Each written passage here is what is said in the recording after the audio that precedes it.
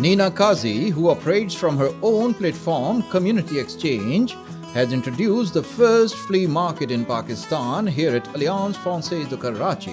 Speaking on the occasion, she said, I have tried to encourage the idea of a community spirit and how a community should be reacting at a micro level to help each other.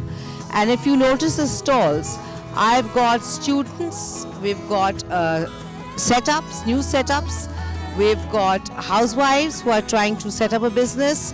We're aiming at helping the community, and we want the community to come and help events like this. So I've achieved my target.